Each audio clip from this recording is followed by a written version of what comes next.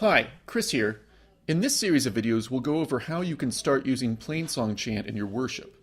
A quick note, you will need to know the basics of reading music to follow these videos. If you don't know how to read music, take a few minutes to get acquainted by clicking the I in the top right-hand corner of the screen and following the link to the video. Plainsong is another word for what is more popularly known as Gregorian chant. This is probably what most people in the West think of when they think of chant. We'll focus on Plainsong chanting first because it's easier to use for psalms even if you don't have a choir, and because this is how most other parts of our worship are chanted when they're set to music. There is another popular form of chant, especially for the psalms, that is distinctively Anglican, but we'll get to that in another series of videos. You've probably noticed music like this at some point in worship. This is how contemporary Episcopal resources put Plainsong into music.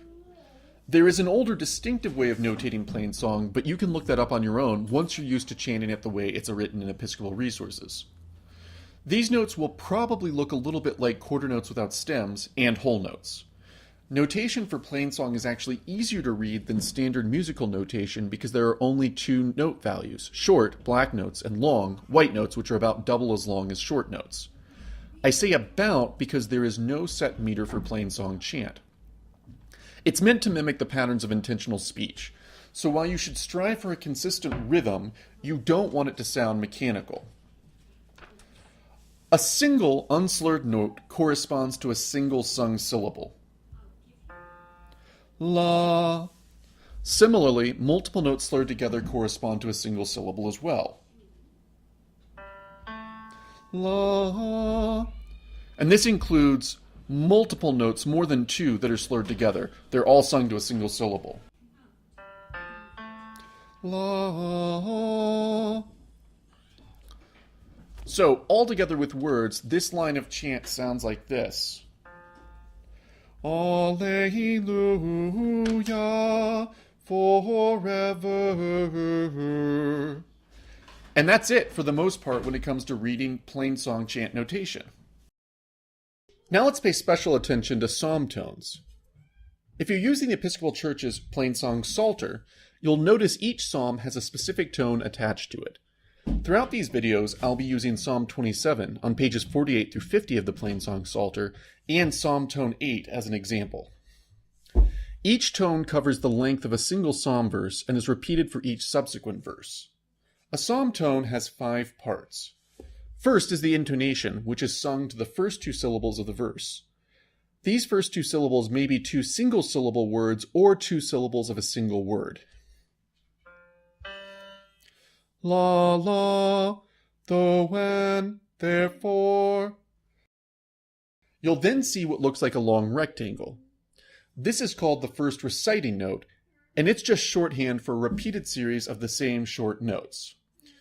You'll use this to chant everything between the first 2 syllables and the last 2 to 5 syllables before the asterisk.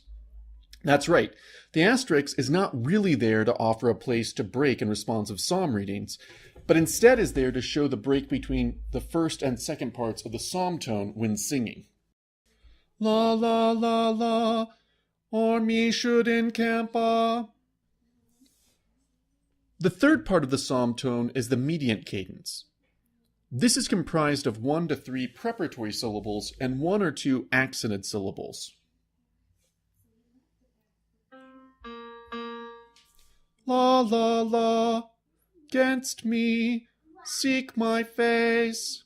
After the asterisk, there is the second reciting note, which acts just like the first reciting note. La la la, yet my heart. Finally, there is the final cadence, which acts like the mediant cadence before the asterisk. La la la la la. Shall not be afraid. Altogether, this is what verses 3 and 11 of Psalm 27 sound like sung to tone 8. Though an army should encamp against me, yet my heart shall not be afraid. You speak in my heart and say, seek my face. Your face, Lord, will I seek. If you have a copy of the Plainsong Psalter handy, You may have noticed the psalm tone standing by itself above words that don't seem to be to music. You'll probably also notice that there are a few extra markings. These markings are called pointing, and they save space by showing how to sing the psalm tone without having to set each individual syllable to music. In the next video, we'll talk about how to use these pointed psalms to chant, as well as how to use the refrains.